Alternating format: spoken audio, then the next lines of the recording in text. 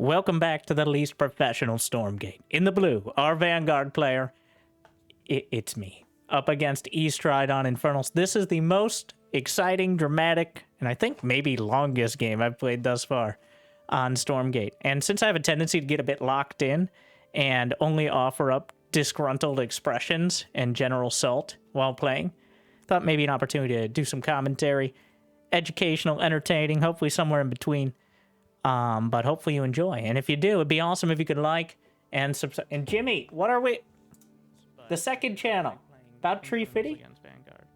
350 likes. And we'll do some more commentary. Maybe we'll pick one from each of the factions. Let me know what you think. It's been a while since I've done one of these. And we're just going straight from the stream. Here on this channel. You can tune in and check the VODs and maybe we'll link directly to it. But the replay interface right now is a bit undercooked, and I find it a lot easier to follow if you actually see like the mouse movements and stuff like that. So, of course, we have me of the past, and now me of the future, obviously looking more handsome. But the first priority is to get the creep camps. One, scouting with your early dog. I mean, your scout. I don't know what it stands for. It says it's an acronym, but does he have any buildings, any production facilities? And this player, he's bringing down an imp to expand, which means I'm going to be pretty safe to go for the first creep camps. And why is it important to get the creep camps? Oh yeah, the healing flowers, very important to know where they are, especially in the early game. Knowing they're always in the same spot. They respawn after like 3 minutes. I need to, I'm distracting myself. But knowing where those healing flowers are, they don't heal you to 100%. They have like a set amount, but it's like half the HP of a Lancer. But the reason you go for the creep camps early is because the healing camp gives 200 Luminite outright. Each of the creep camps give, they recently buffed it. In the very first patch, they buffed it a lot. So getting the creep camp done, one, you get the camp. And if you put the Lancer in just the right spot, you can hit 4 of those slimes, and I think they're literally called slimes. So you can get the healing camp done technically with a Lancer and a dog. I usually prefer 2, and then you can use them later on. And they heal very quickly once the healing camp is done. And now this, it's technically in the text of the creep camps, but I just learned this after I made my whole guide video. But based on which camps you take, you get a passive bonus as well, based on the level of the camp. So, when you have the healing camp, you get 0.5 health a second. Just anywhere on the map, not in the camp. You get a lot more in the camp. So, having those healing camps may make the difference. Same with the speed camp. You get a slight speed increase. I'm not sure the amount, but it's noticeable, especially in mirror matchups. And then the vision camp is vision. So, you saw I brought 4 bobs down to expand. I bring them down like 200 Luminite because I know I'm going to be getting the extra Luminite, not just from mining, but from the camp itself. So I think the way it works out, you actually have a better economy getting these units out to go for camps early. And you can even see on the minimap, like you see right now, my opponent just took the healing camp. So I got a good idea of when he's building units based on that. And vice versa. If you really wanted to be like a metagame mastermind, you could just kill the monsters at a camp and not take the camp. Or you could totally intentionally not take the camp like I did there. I think we can turn it up now. Once the enemy is on the map, I will probably shut up because I have a tendency to lock in. Especially since it's a new game. Like a lot of people are used to in StarCraft 2. I've played 50,000 games. And I still sometimes struggle to concentrate. Game is hard. But with a game I've only played less than 1,000, still, ooh.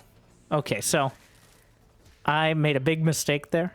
What I like to do now and pass this game is, how did I miss? Oh, the first dog, it went to the right pathing.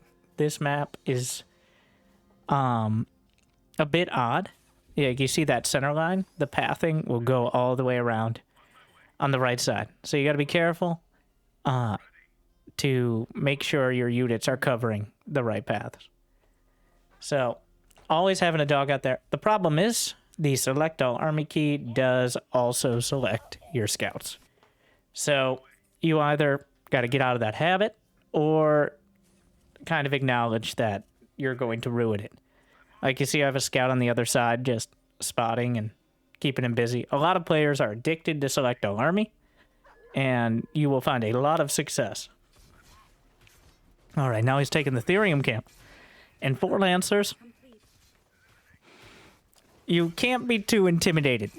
I'm not sure who wins this fight, but using the shield and the veterancy, which I'm doing now, gives each Vanguard unit, that's the top bar power, gives each Vanguard unit a flat health and damage buff. Each unit, I think it's like 20% health or 10% health and 10% damage. And then each unit also gets a unique bonus.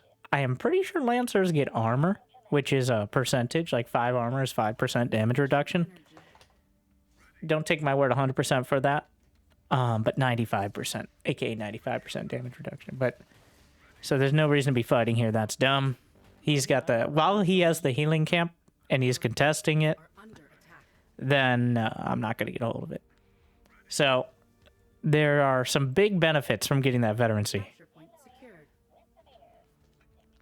Yeah, I just use the quick build to cancel some of my SCV bobs from production. There's no easy way to do that. You actually have to click on them, which I would like to lodge a complaint and say, I hate that. I really wish you could just use the cancel key on individual buildings. I rebound cancel to escape because that's the correct key, obviously, but it's still a pain. So now we're going to Exos. So the general game plan was get as many camps as possible and get that second base up. I went for my third base when I saw he was going for a third. As Vanguard, generally, the clock is on Infernals. Once you get a great unit composition as Vanguard, like probably a dozen Exos, ideally with some veterancy, and a few med techs mixed in there, it's very hard to beat for Infernals, unless they're able to get like a whole surround or have some sort of like the Magmadons are able to hit from multiple sides. You got to be very careful of the tramples and all that. But I just built a second. I think that was a hangar. So we're going to be getting into the late game that I haven't figured it out, but well, I didn't see anyone else do it to me, so I'm going to take credit for it, even though I think other people are figuring it out as well. The Helicarrier. Oh my god. So the creep camp respawned right there. You can see a little timer around the edge of the creep camp. It's really weirding me out that my arm is right there, and now people are not going to be able to unsee it. But just ignore the man behind the man, who's also the man. Moving on. So, there's a lot of information. I'm sorry if I'm jumping around. But the Helicarrier is where I'm headed. And don't forget the scrapyard.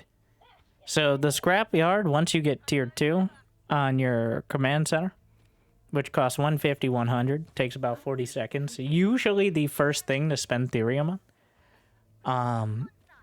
Once you get that, you can build a scrapyard, which on some maps is more relevant than others. The scrapyard acts as a sort of, it's effectively like a Therium refinery. And it is unique to the Vanguard. The Infernals have to use their shrines. And the Celestials, it's kind of weird with the prisms. They also have like a Therium purifier thing, but they can use the arc ships. We're not getting into that. But the scrapyard not only gives you a return, but also gives you access to a few extra upgrades, which include the energy generation. Such a bad idea. I'm saying it's a bad idea because when you're taking camps, there's vision for your opponent around the camp. So when you're standing on the camp with your army, Coming straight through the center. he knows it's there. So you can maybe use that to bait.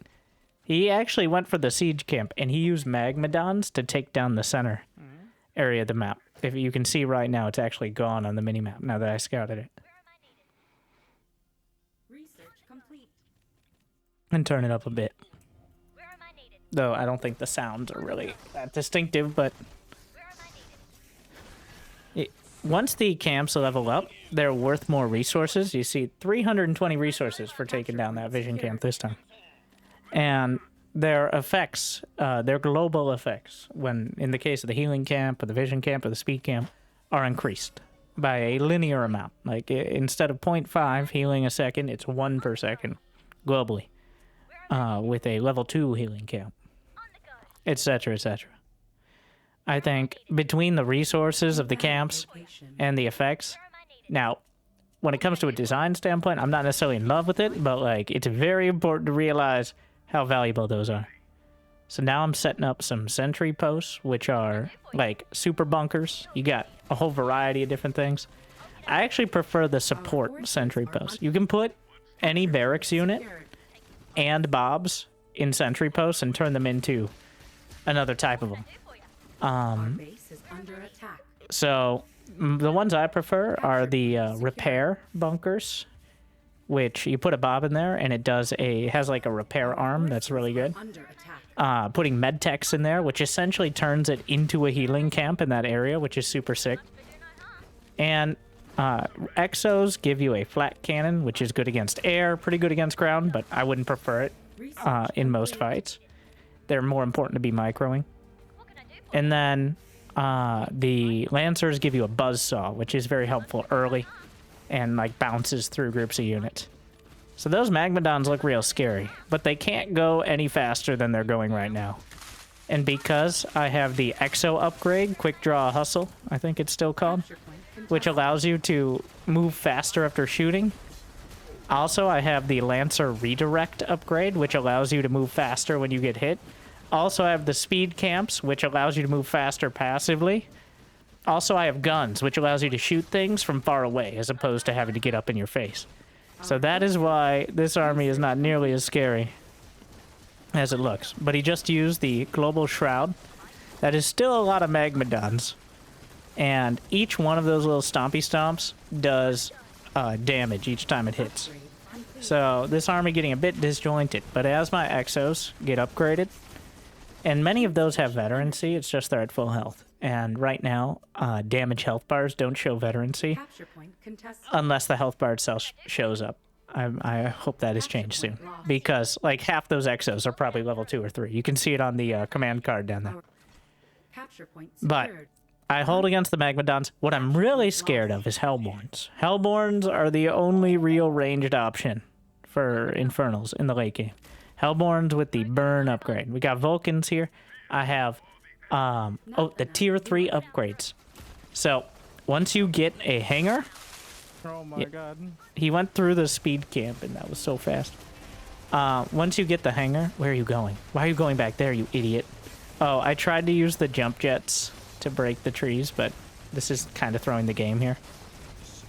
So once you get a hangar bay or a machine lab, which requires a mech bay or a hangar bay, you can get tier 3, which turns it into like a command center, whatever the tier 3 building is in the main. It's like 200 to upgrade. You get ridiculously good upgrades and access to your final tier 3 units, which are the Graven on the barracks, which I don't think I've made a single one of in a multiplayer game, and the Helicarrier from the hangar. A Helicarrier is a battle cruiser with bombers. Think of the Han and Horner bombers, like kind of airstrike thing from SC2 Co-op. You can build them, and it also has a ground attack while moving. That's really good. But the Infernals have the Shadow Flyers, which are effectively Scourge with a small AoE, so clearing up these creeps. But they actually get really dangerous. Like, the creeps get really dangerous. Even like the basic camps, like healing camps, at like level 3 and 4, they will kill small groups of units. Their damage gets upgraded by like double each time, and exponentially, and health, alongside the rewards. But still, you got to be careful. Should really be spending my. What's happening? Oh yeah, like what's happening there is I'm actually losing to the creeps, and it's throwing me off. Have to cancel the base. Our forces are under upgrade complete. And trying to use one Vulcan to beat the siege camp, but really need to use more than that. Kind of surprised that he didn't protect it. Out of range. Yeah, the siege camps are the ones in the center. They're quite hard to take, but they give you like an artillery thing. But he hasn't protected it at all, which is a big mistake. So the Vulcans are good support. Because the game doesn't have any basic upgrades like +1 mech weapons and armor, or just general stuff like that, you can add in most units to the composition. It might be good.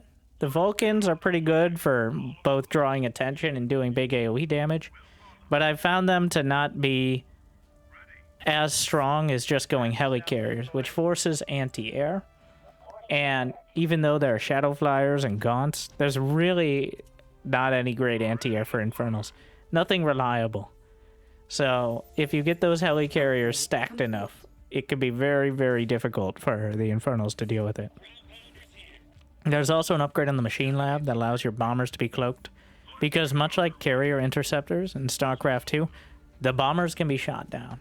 I mean, they're just automatically done. It's essentially impossible to target them.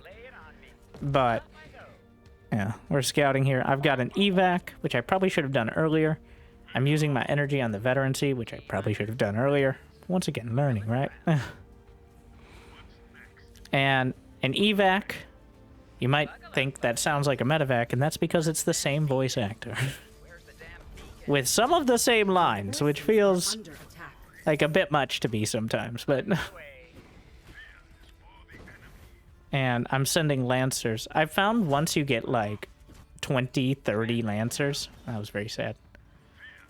Once you get an army that's taking up most of the screen, much like, just treat them like charge lots in SC2.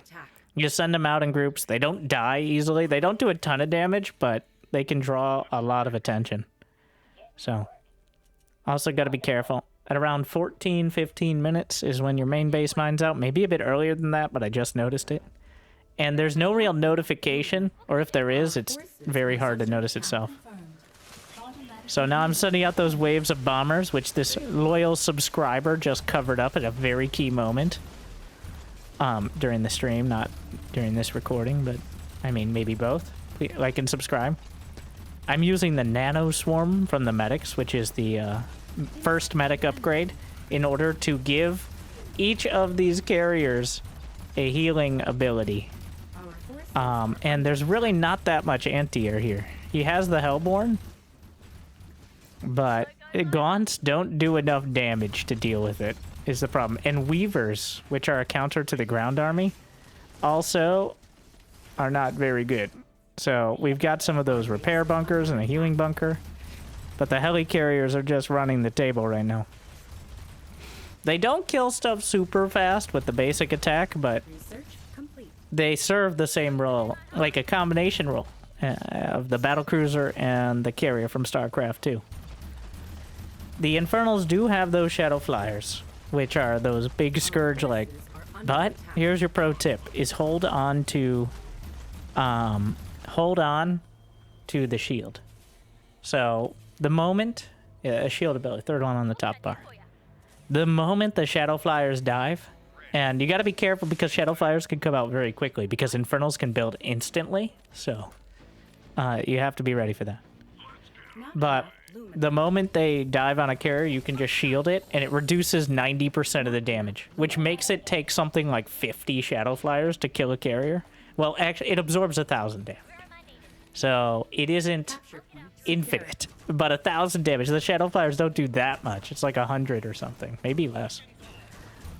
Which works great against most air, but yeah, here you go. I have no shield. He just dove the Shadow Flyers. He killed 2 Helicarriers, but I'm intentionally keeping him back. So you send out the bombing runs, and when you target, it does like a 1, 2, 3, and I believe where you target is the center of the bombing run, like the second run. But it's a bit finicky. You gotta be a little careful with it. So you see the Shadow Flyers diving in, and you do have to be a bit careful. I've started turning some of the automatic healing off my med techs because the automatic healing only works for bio units. The Nano Swarm ability costs 50 energy, and notice how no med techs have 50 energy because they're too busy healing. The Nano Swarm is the only way to heal. mech units. So, but now I have the repair bunkers. I shoot a healing flower with my helicarrier to heal it, and then while I'm trying to shoot at the flowers, I'm busy dying to shadow flyers. So a bit of a throw there. This was one of my first games trying out this kind of late game style. Before I was just microing bio until it worked or didn't. Usually worked, but this guy actually had quite a strong response. Good macro. And I think the Infernal Army... Those bombs are so nice. The Infernal Army... Our forces are under attack. Like, much like Zerg in SC2, in the like mid to late game, Infernals can just flood the field with so many units. Especially on maps like this one that have a bit more open space to engage. There are some maps that are really rough. Map design is not... They're really replicating the early SC2 feel of confusing or of kind of questionable map design early. I do hope we get a bit more variety. Obviously looking forward to the map editor, but constantly using the quick build. I just have been relying on quick build. Alright, it's hard not to. Our base is under attack. God, those...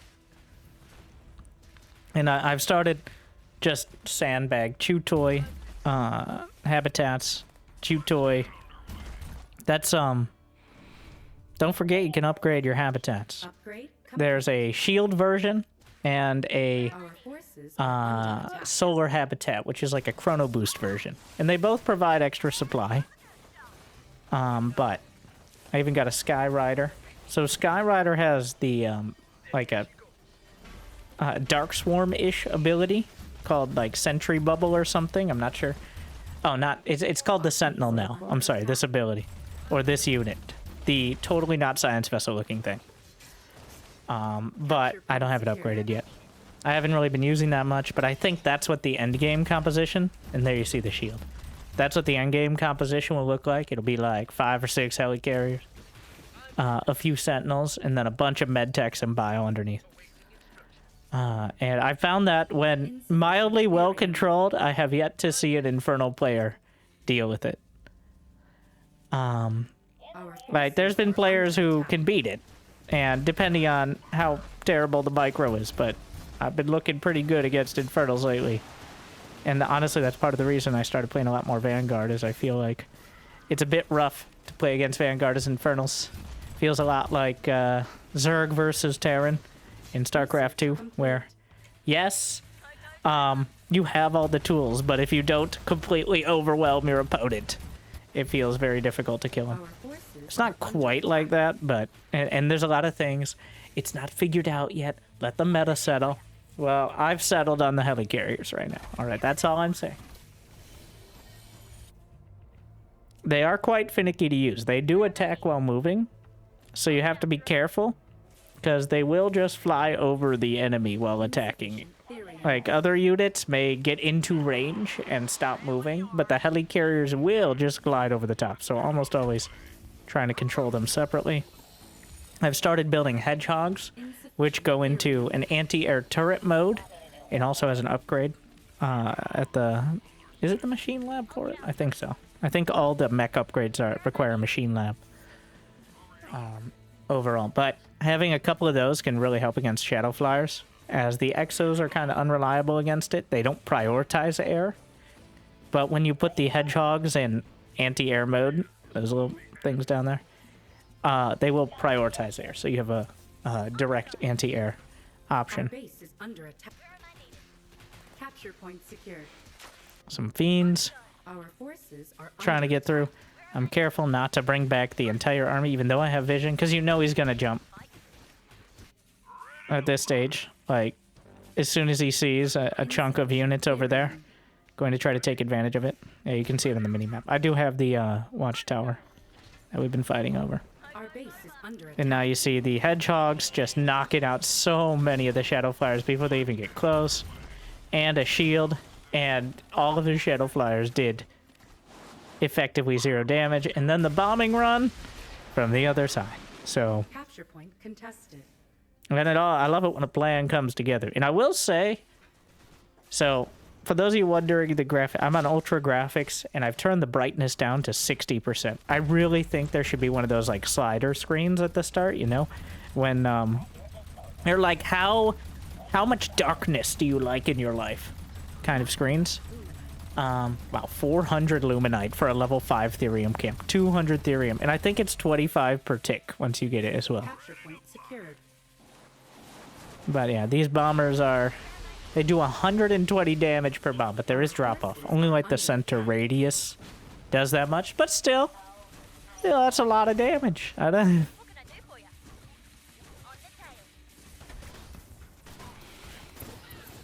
He's using flame imps, which you got to be very careful as well. Flame imps are very good against, but they're banelings.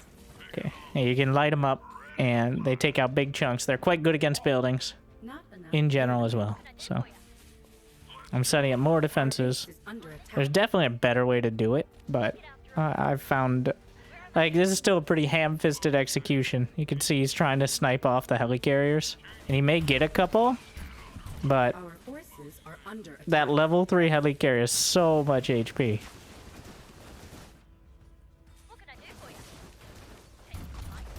And now another one. Gotta remember to auto repair. I have a lot of mobs down there that are not auto repairing, which they should be. And do not underestimate Lancers. They are so tanky at this stage of the game. Oh yeah, because the tier 3 upgrade is probably the best one. Tier 3 upgrade for Lancers reduces all damage taken by 4. And they already have base armor. And they also have the kinetic shield thing, which I think the stats are, it reduces gaunt damage to 1. Something like that. It essentially gives them chitinous plate against these low damage units. So the only thing that's really doing damage is Infest. The Infernal ability that does 1% damage over time. And there are some things that increase it, but just the basic gaunts, 1% health over time. So, really... with medtechs behind, those Lancers are just not dying. The best way to deal with them is the Magmadons and the Hellborns with their burn. But he also has to deal with Helicarriers, and neither of those things deal with Helicarriers. And that's the I guess, beauty of it, we'll go with. But now I have an army that can clear out. I was more focused on keeping that core unit composition alive than I was about expanding. Even though now I'm kind of broke. I think I've actually mined out of 3 bases. I only have 1 mining. Which is kind of crazy. You can see the flame imps there. The danger is, the regular imps, they don't draw aggro until they become flame imps. So they can just, like, if they're in the middle of an army, your units won't target them, and then they can activate flame imps at, like, point blank range. They do time out. The flame imps, so they light them up, and they move faster for 5 seconds. Essentially, just think of the Urukai and the 2 towers. All right, he's got the bomb, and you got to kill it before it explodes. But either way, it's either going to go down or explode. Okay. But it is a timer, which does make it different than Banelings, but similar effectiveness.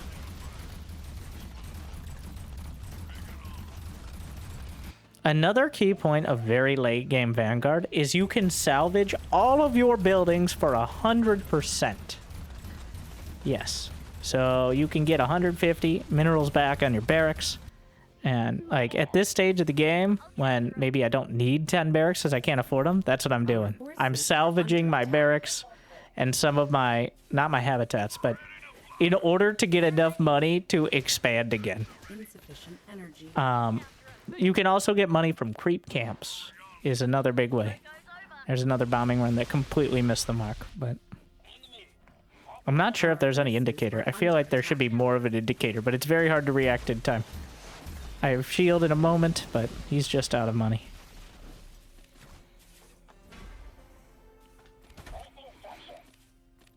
Yeah, I think at this point it's just about closing it out. Like, once I have more bases, then it's pretty much over for the Infernals. This was me kind of figuring out how to use the Helicarriers, but I think it turned into a pretty cool game. And honestly, like, there's still a lot of getting used to the unit. I like the game. I think it's fun in 1v1. I think there are big issues with balancing Celestials. I won't get into a lot now. But I think if you're looking at this and you made it this far, like and subscribe. All right, you made it 30 minutes in. You didn't even know Stormgate games could go 30 minutes. But I think it's worth giving a shot. It's free now. By the time you're watching this, or at least the day you're watching this, it's free. Multiplayer. So I need more opponents on the ladder. There's individual race MMR and matchmaking, so you can try other things out without feeling like you're gonna get dunked on.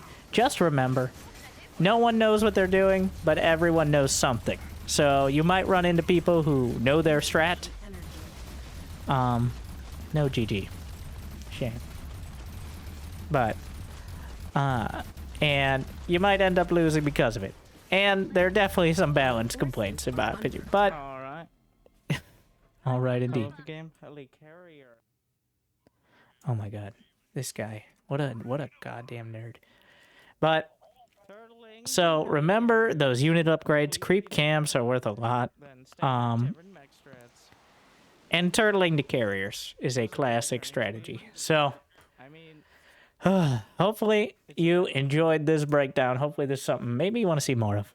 And hopefully we get a better replay interface soon. So I'm not just rewatching my own streams and doing essentially react content to myself. But who better to know what I'm thinking than me, myself, and I. Thank you for watching. I hope you enjoyed. Make sure to subscribe if you didn't realize you're on the second channel. Well, not the second channel, the other channel.